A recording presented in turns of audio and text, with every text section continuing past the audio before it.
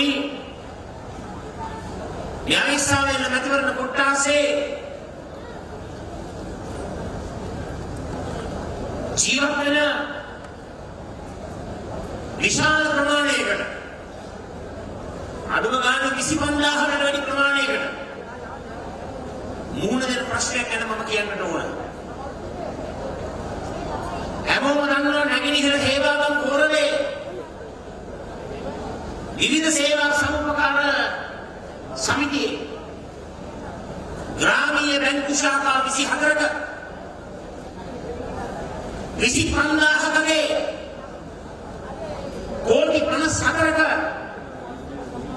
මුදල් මංකොල්ලයක් සිද්ධ වෙලා තිබෙනවා. මේ මුදල් මංකොල්ලය පිළිබඳව මෙතෙක් කිසිදු වැඩපිළිවෙලක් තිබුණේ නැහැ. මම ආරම්භයෙන් කියන්න ඕන අපේ හිතාදර ලෙනට් කරුණාරත්න මැතිතුමාගේ මූලිකත්වය තුළ අපේ මන්ත්‍රී මන්ත්‍රීතුමාගේ උනන්දුව තුළ තව දින කිහිපයකින් 25000කගේ කෝටි 54 ගොරකම් කරපු කෝටි 54 නැවතත් වරක් දිනා ගැනීම උදෙසා නොමිලේ නීති මණ්ඩලයක් අපි ඉදිරිපත් කරලා අධිකරණ ක්‍රියාමාර්ගය තව දින කිහිපයකින් අපි ආරම්භ කරනවා කියන එක මම මේ අවස්ථාවේ කියන්න කැමතියි. ඒ වගේ ආරංචි වෙලා අවුරුදු ගණනාවක් කරවාගෙන හිටපු ඒ මහා මුදල් මංකොල්ලයට වක්‍ර සම්බන්ධකම් තිබෙන පුද්ගලයෝ ඒවකට රජයේ හිටියා. ඒ අය කලබල වෙලා දැන් කමිටුපත් කරනවලු. අර දේ කොරොන් වෙනවා මේ දේ කොරොන් වෙනවා. මිත්‍රවරුනි මේ කාලේ තමයි බොරු කමිටුපත් කරන කාලේ. එක පැත්තකින් කමිටුපත් කරනවා රටේ ජනතාව රවට්ටන්න. තවත් පැත්තකින් කමිටුපත් කරනවා විපක්ෂයේ දේශපාලනින් බඩ ගන්න. ඒවට තමුන්නාන්සලා සයින් දෙපා. අවිස්සාවෙල්ල පුරවරේ 25000කගේ කෝටි 54ක මුදල් ටික හොරා කාපු මුදල් ටික නැවතත් වරේ මිනිස්සුන්ට දිනාදීමේ සැක අපි එනත් කරුණාරත්න මැතිතුමාගේ ශක්තිය තුළ සමගිරණ බලයෙන් ඒ මිනිස්සුන්ගේ මුදල් ටික නීති මාර්ගයෙන් ලබා ගන්නවා කියන එක මම මේ අවස්ථාවේ කියන්න කැමතියි. හිතාගන්න මිත්‍රවරුනි විශේෂයෙන්ම මේ අවස්ථාවේ අපි මතක් කරගන්න ඕන අපි මේ කතා කරන මොහොතේ අපේ රටට ආර්ථික ශක්තිය ලබා දෙන විතරවල රැකියාව කරන විදේශික ශ්‍රමිකයින් වද හිංසා රසකට ලක් වෙනවා. ඒ වද හිංසාවට ලක් වෙනකොට අපේ ආණ්ඩුව අහක බලා ගන්නවා. ආණ්ඩුව නියෝජනය කරන තානාපති කාර්යාලය ඔක්කොම නිදිමතේ ඉන්නේ. එදා ජනාධිපතිවරණයේදී ඡන්දය දාන්න එනකොට ඒ අයට කිව්ව රට විරුවන් කියලා. තමුන්නාන්සලා මතකයි ඡන්දය දානකොට රට විරුවා. කොරෝනා වෙනකොට කොරෝනා බෝම්බ හරුවා කිව්වා. එහෙම ආණ්ඩුවක් මේක. එහෙම රජයක් මේක. මම තමුන්නාන්සලා කියන්න කැමතියි. මෙවර මැතිවරණයේදී දුරකථනයෙන් අවිස්සාවෙන් අපි දිනනවා. කොළඹ දිස්ත්‍රික්කයට අපි දිනනවා. මුළු රටෙන්ම ලැබෙන මන්ත්‍රී වූ ප්‍රමාණයක් ලබාගෙන දුරකථනයේ සමගිකරණ බලවේග ආණ්ඩුවක් පිහිටනවා කියලා මම තමුන්නාන්සලා කියන්න කැමතියි.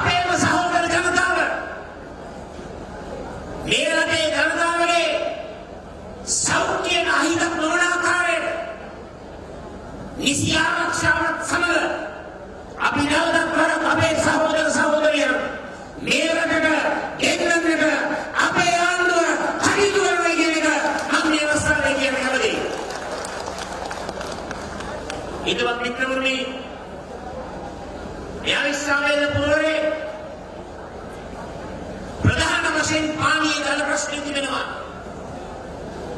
සමගි ජනබලවේග ආණ්ඩුවක් තුලින් අවිස්රායල රජවරණ කොට්ටාසේ ගම්යන්ගම් සිසාරා පානීය ජල ප්‍රශ්නේ විසඳන්නට නගර ප්‍රදේශවල පානීය ජල ප්‍රශ්නේ විසඳන්නට අපි කටයුතු කරනවා. ඒ වගේම මේ රජවරණ කොට්ටාසේ මාර්ග පද්ධතිය අපි ශක්තිමත් කරනවා. ප්‍රවාහන ශේෂ්ත්‍රය අපි වැඩි දියුණු කරනවා. ඊටාතර විද්‍යාවලි හැම ප්‍රාදේශීය ලේකම් කොට්ටාසයකටම කර්මාන්ත ශාලා ගෙනෙන වැඩසටහන තුලින් අපි අවිස්සාවෙන්න නදීවරණ කොට්ටාසේ හැම පළ ප්‍රදේශයක්ම ආවරණය වෙන ආකාරයට නැවතත් වරක් කර්මාන්ත පුරයුගය අපි දිවි කරනවා කියන එක තමුන්නාසරට කියන්නේ කමදේ. යවුණියන්ගේ රැකියා ප්‍රශ්නේ මගින් විසඳනවා මිත්‍රවරුනි. එපමණක් නෙවෙයි විශේෂයෙන්ම අද දවසේ අවිස්සාවේ ජනතාවට ලංකාවේ ජනතාවට බරපතල ආර්ථික ප්‍රශ්න රැසක් තිබෙනවා. අද බොහොම අමාරුවෙන් ජීවත් වෙන්නේ. ජීවන බර උහුලන්න බෑ. අසීමිත පීඩනයක් රටේ ජනතාවට අත්පත් වෙලා තිබෙනවා. මේ මහා පීඩනකාරී තත්ත්වය තුළ මම තමුන්නාන්සට ලැස්ති. ආණ්ඩුවට විසඳුමක් නැහැ. පොහොත්තුවට විසඳුමක් නැහැ. මේ ආර්ථික ප්‍රශ්නේ ගොඩේක. නමුත් අපිට තියෙන විසඳුම. අපි ඒ විසඳුම ලබා දෙනවා. ජන සමාජයේ කම්කරු රැකියාව කරන, ස්වයං රැකියාව කරන, එදිනෙදා වේතනය ලබන ඩේලි වේජ් කණ්ඩායම, නාගරික ග්‍රාමීය දුප්පත් ජනතාව, වේතන පිළිගහ ගන්න බැරි ජනතාව, වතුකරේ ජනතාව, කම්කරු ජනතාව, මේ ජන සමාජයේ අසරණම කොට්ටාසයට යලිවර ආර්ථිකය යථා තත්ත්වයට පත් වෙනකම් හැම මාසෙකම පවුලකට රුපියල් 20000ක මුදල් පරිත්‍යාගය අපේ ආණ්ඩුවකින් ලබා දෙනවා. බොහෝ අය මඩ ගහනවා. මේ යෝජනාව විවේචනය කරනවා. දැන් විවිධ පුද්ගලයෝ ආර්ථික මහජන පුත්තල වෙලා මම එයාට කියන්න කැමතියි. අපේ ආර්ථික විශේෂඥයින්ගේ පරිශ්‍රණත් සමගයි අපි මේ වැඩ පිළිවෙල ක්‍රියාත්මක කරන්නේ. අපේ ආණ්ඩුව පිළිගලා පැය 24ක් යන්නටවත් වෙන්නේ. රටේ තෙල් මිල අඩු කරනවාමයි කියලා මම තමුන්නාන්සට කියන කමදී. බලන්න මිත්‍රවරුනි, ලැජ්ජනදී ආණ්ඩුවක් ලෝකයේ තෙල් මිල පහළ වෙනවද? ඒකේ වාසිය තමන්ගේ රටේ ජනතාවට නොවන ආණ්ඩුවක්. දන්නවද මේ ආණ්ඩුව කැබිනට් තීන්දුව කරගෙන තිබෙනවා අවුරුද්දක් යනකම් තෙල් මිල වෙනස් කරන්නේ නැtei කියලා. අපි තමුන්නාන්සලට කියනවා අනිවාර්යෙන්ම නියත වශයෙන්ම ජයග්‍රහණය කරලා ආණ්ඩුව පිළිදොර පළවෙනි පැය 24 තුළ තෙල් මිල අඩු කරනවායි කියලා මම තමුන්නාන්සට කියන කලදී. හිතාදර මිත්‍රවරුනි, ආණ්ඩුව කිව්වා නේද මාර්තු මාසයේ විදුලි බිල කපනවායි කියලා. කිව්වද නැද්ද? අප්‍රේල් මාසයේ විදුලි බිල කපනවායි කියලා කිව්වද නැද්ද? නමුත් අද වර්තමාන ආණ්ඩුව නැවතත් වරක් කියලා තියෙන බොරුවක්. සම්පූර්ණම ඩොම් පචයක්. අපි තමුන්නාසයට කියනවා මෙදා පාරණ වික්‍රමනේ දුරකථනයේ ආණ්ඩුවක් සමගි ජනබලවේගයේ ආණ්ඩුවක් පිහිරෙනවා ඒකාන්තයි. අපේ ආණ්ඩුව පිහිරෙනකොට මම මේ රටේ විදුලි පාරිභෝගිකින්ට පොරොන්දු වෙනවා මාර්තු මාසයේ අප්‍රේල් මාසයේ මුළු මුදල ගෙවපු අපේ රටේ විදුලි පාරිභෝගිකින්ට නැවතත් වරක් ආපහු ඒ මුදල අපේ ආණ්ඩුව තුලින් ලබා දෙනවා කියලා මම මේ අවස්ථාවේ කියන්න කැමතියි. දැන් මිත්‍රවරුනි මම පැහැදිලි කරා අපි ලබා දෙන සහන වැඩසටහනින් සහන තුනක්. එකක් අසරණම පවුල්වලට 20000 ලබා දීම. අනිත් එක තෙල් මිල අඩු කිරීම. අනිත් කාරණාව මාර්තු මාසයේ අප්‍රේල් මාසයේ ගෙවපු මුදල ආපහු ජනතාවට ලබා දීම. මොකද්ද මේ ක්‍රියාවන් තුලින්ම වෙන්නේ? මේ ක්‍රියාවන් තුලින් මොකද වෙන්නේ? මිනිස්සුන්ගේ අතට සල්ලි එනවා. අද රටේ ආර්ථිකය කඩාගෙන ගියා. සම්පූර්ණයෙන්ම ගලාගෙන ගියා. ව්‍යාපාර ශේෂ්ත්‍රය අනාථ වෙලා. දුප්පත්කම වැඩි වෙලා. යුනිසෙෆ් ආයතනයේ කියන අපේ රටේ ජනගහනයෙන් 130කට ආහාර පාන නැහැ කියලා. ලබන මාසේ ගාන වැඩි වෙනවලු. ඊළඟ මාසේ තවත් වැඩි වෙයි. එහෙනම් මොකක්ද මේකට විසඳුම? මොකක්ද පිළියම? මම අර සඳහන් කරපු පියවරවල තුලින් මිනිස්සුන්ගේ අතට සල්ලි එනවා. මහජනතාවගේ අතට සල්ලි එනකොට මොකක්ද වෙන්නේ? ආයෝජනය, පාරිභෝජනය, ඉදිරි කිරීම ක්‍රියාත්මක වෙනවා. මේ ක්‍රමය තමයි ලෝකයේ හැම රටක්ම අනුගමනය කරන්නේ. මිනිස්සුන්ගේ අතට මුදල් දෙනකොට ඒ මුදල් වියදම් කරලා ආයෝජනය, ඉදිරි කිරීම, පාරිභෝජනය ඒ තුලින් රටේ ජන සමාජයේ මූල්‍ය සංසරණය, මූල්‍ය ව්‍යාප්තිය ක්‍රියාත්මක වෙනවා. මුදල් සංසරණය වැඩි වෙනවා. මුදල් සංසරණය වැඩි වෙනකොට එකතන ඇලහිටිලා තිබෙන ආර්ථිකය අලුත් පළක් ජීවිතයක් ලබාගෙන නැගිටිනවා. මේක තමයි ආර්ථිකයේ ගොඩනගන ක්‍රමවේදය. පොහොත්තුට වැඩිලක් තියෙනවද? පොහොත්තු ඉදිරිපත් කරලා තියෙනවද වැඩිලක්? ඇත්ත වශයෙන්ම නැහැ. කොටින්ම කියනවා නම් පොහොත්තු ප්‍රතිබද්ධ ප්‍රකාශනයක්වත් ඉදිරිපත් කරලා නැහැ. ඒ කියන්නේ ජනාධිපතිවරණයේ ප්‍රතිපත්ති ප්‍රකාශනයක තමයි දැන් වළංගු වෙන්නේ. එතකොට ජනාධිපතිවරණ වෙලාවේ කොවිඩ් ප්‍රශ්නේ තිබුණේ නැහැ. දැන් පොහොත්තු ආණ්ඩුව කොවිඩ් නිසා නිර්මාණය වුණු අලුත් තත්ත්වය ගණන් ගන්නේ නැතුව තමයි මේ ප්‍රතිවරණයට ප්‍රවේශ වෙලා සිටින්නේ. මිත්‍රවරුනි, ජීවන වියදම් ප්‍රශ්නයට අපි පැහැදිලි වැඩපිළිවෙලක් ක්‍රියාත්මක කරලා බඩු මිල අඩු කරනවා.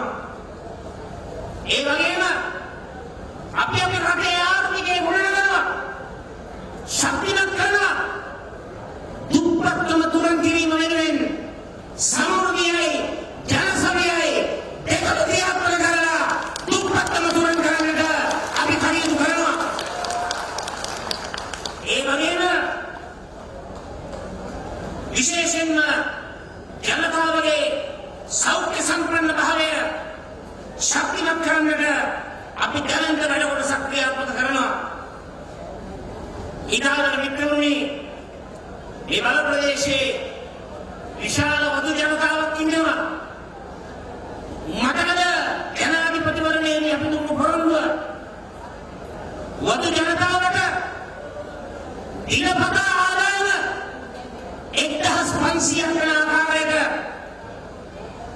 තමන්ගේ ආදායම ශක්තිමත් කරනවා කියලා අපි එදා ප්‍රකාශ කරා. පොහොත්තු පොරොන්දුනේ 1000 දෙනයි කියලා ඒ 1000 දුන්නද කියලා මම අහන්න කැමතියි. මොකද ජනතාවනේ හිතාදර වික්‍රමනේ දන්නවද මේ ආණ්ඩුව රටන අලුත්ම සෙල්ලම? අර 5000 මුදලක් දුන්නනේ. දැන් සමෝධිලාභින්ද දුන්නු 5000 තමන්ගේ ගිණුම් වලින් කපනවලුද? ඒක 5000ක දීමනාවක් නෙවෙයි. ඒක එදා දීමනාවක් කියලා දීලා දැන් මේක ණයක් කරලා ඒ 5000 සමෘද්ධි බැංකු වලින් කපා ගන්නවා. මේක සාධාරණ අපේ රටේ ලක්ෂ 16ක් සමෘද්ධිලාභී පවුල් ඉන්නවා. මම අහනවා පොහොට්ටුවේ ආණ්ඩුවෙන් ඇයි මෙහෙම බොරු කරන්නේ? ඇයි මෙහෙම රවටන්නේ? ඇයි මෙහෙම ජනතාව වංචා කරන්නේ? හිතාදර වික්‍රමනේ හොඳට මතක තියාගන්න. මේ රටට අවශ්‍ය වන්නේ පොදු ජනතාවට සලකන ආණ්ඩුවක්. හිතක් පපුවක් නැති ආණ්ඩුවක්. ජනතාවගේ ජන ජීවිතය ශක්තිමත් කරන ආණ්ඩුවක්. සුළු ආණ්ඩුවක්. ජනතාවට සමන් වෙන ආණ්ඩුවක්. ජනතාවගේ දුකට පිහිටවන ආණ්ඩුවක්. මිත්‍රවරුනි, සමගි ජනබලවේගය අපි නිර්මාණය කරන්නේ මේ රටේ සාමාන්‍ය ජනතාවට සමන් දීලා පොදු ජනතාවගේ ප්‍රශ්න වලට සදා විසඳුම් ලබා දෙන පොදු ජන ආණ්ඩුවයි කියන එක මම තමුන්නාසරට මේ අවස්ථාවේදී කියන්න කැමතියි. අවසාන වශයෙන් මේ වගේම රැස්වීමක් තියෙනවා බොරැල්ල ආසනයේ රාත්‍රී 10ට පෙර ඒක අවසන් කරන්නට ඕන. ඒ නිසා මම අවසාන වශයෙන් මෙන්න මේ කරුණ කියන්න කැමතියි.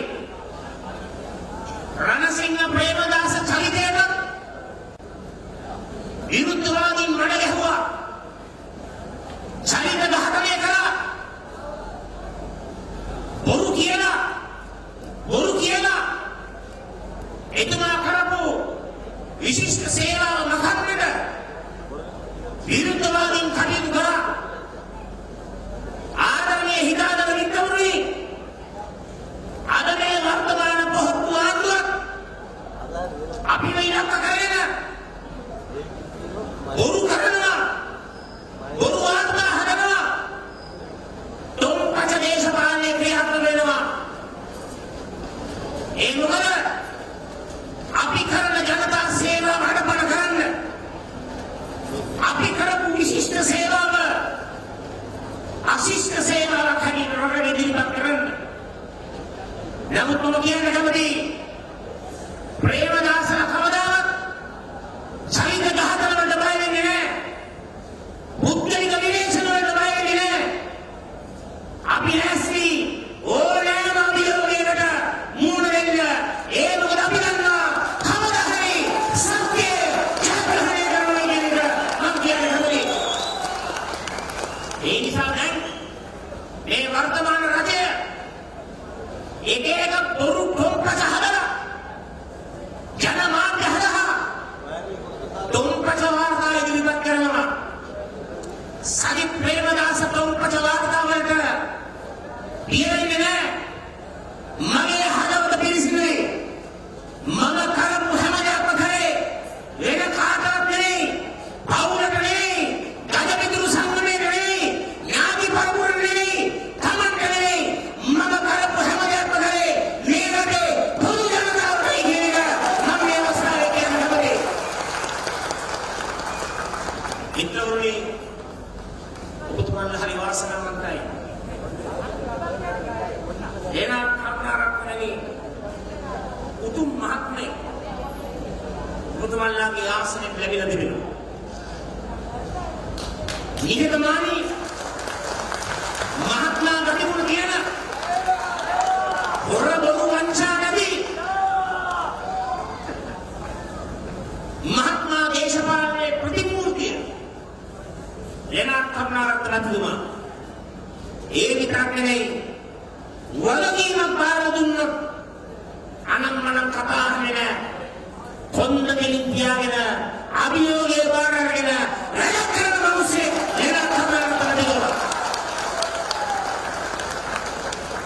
අවිස්සාවේල ජනතාව වාසනාවන්තයි.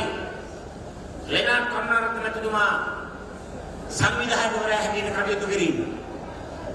මමත් වාසනාවන්තයි සමගි ජනබලවේගයේ නායකයා හැටියට ලෙනාඩ් කරුණාරත්නනි විශිෂ්ට ගණයේ මිනිස්සෙක් සමග කොළඹ දිස්ත්‍රික්කයේ භූමි භාගයෙන් 3/1 වන විශාලතම නැතිවරණ කොට්ටාසේ වගකීම එතුමට බාර දීලා එතුමත් එක්ක එකට වැඩ කරන්න පුළුවන්කම ලැබීම ගැන මම වාසනාවන්තයි කියන එක මම මේ අවස්ථාවේ කියනවා. ඒ වගේම සාගර සේනාරත්න මැතිතුමා එතුමට කතාවක් දෙන්න දරුණා ප්‍රමාද වෙලා බැරි නිසා තමුන්නාන්සලාගේ ආසනයේ හිටපු සංවිධායකතුමා හොඳ පපුවක් තියෙන මිනිස්සේ ජනතාවට උදව් කරන මිනිස්සේ මගේ ජනාධිපතිවරණයේදී දැලන්ත සේවාවක් ඉෂ්ට කරා. තමුන්නාන්සලාගේ උපරිම සහයෝගය සාගර සේනාරත්න මැතිතුමාට ලබා දෙන්නේ කියලා ඉල්ලීම කරනවා. ඒ වගේම කැස්බෑ වාසනේ නිරෝෂන් පාදුක මැතිතුමා ඉතාමත් දක්ෂ කරුණ නායකයෙක්. තමුන්නාන්සේ අහලා ඇති එතුමාගේ තර්ක විතර්ක අපේ දේශපාලන ශාස්ත්‍රයට අලුත් හයියක් ලබා දෙන ඒ කරුණ නායකයා නිරෝෂන් පාදුක මැතිතුමාට තමුන්නාන්සේලාගේ සහයෝගය ලබා දෙන්න.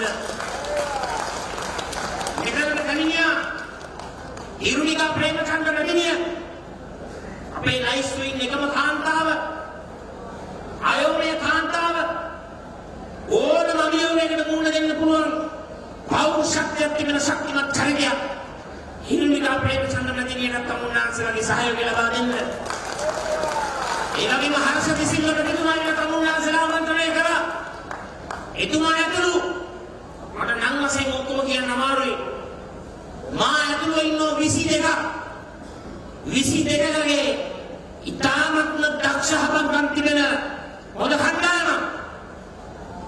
මතක තියාගන්න අනාගත කොළඹ දිස්ත්‍රික්කයේ සංවර්ධනය තමුන්නාන්සේලා බාර දෙන්න ඕන මේ අපේ කණ්ඩායමටයි. මේ කණ්ඩායමට මම නායකත්වය දෙනවා. මේ ලබා දෙන නායකත්වය තුළින් මම අනිවාර්යයෙන්ම තමුන්නාන්සේලාට කියනවා අපි අවිස්සාවේල දිනනවා කොළඹ දිස්ත්‍රික්කයක් දිනනවා රටක් දිනනවා අපේ දුරකථනයේ ආණ්ඩුව පිළිගන්නවාමයි කියන එක තමුන්නාන්සේලාට මේ අවස්ථාවේ ප්‍රකාශ කරමින් නැවතත් වරක් ලෙනාඩ් කරුණාරත්න මැතිතුමා ජයග්‍රහණය කරවන්නට ඔබ සියලු දෙනාම රොද බැලගෙන කටයුතු කරනකොට මම ඔබලට පොරොන්දු වෙනවා ග්‍රාම රාජ්‍ය නගර රාජ්‍ය සංකල්පය තුළින් අවිස්සාවේල මැතිවරණ කොට්ටාසේ ග්‍රාම නිලධාරී වසම් 104ම හැම කුඩා ගම්මානයකම හැම නගරයකම හැම උපනගරයකම දැවැන්ත සංවර්ධන වැඩසටහන ග්‍රාම රාජ්‍ය නගර රාජ්‍ය වැඩසටහන ඔස්සේ අපි ගෙනෙන්නේ ලෙනාඩ් කරුණාරත්න මැතිතුමාගේ නායකත්වයෙන් රටේ අගමැතිවරයා හැටියට පොදු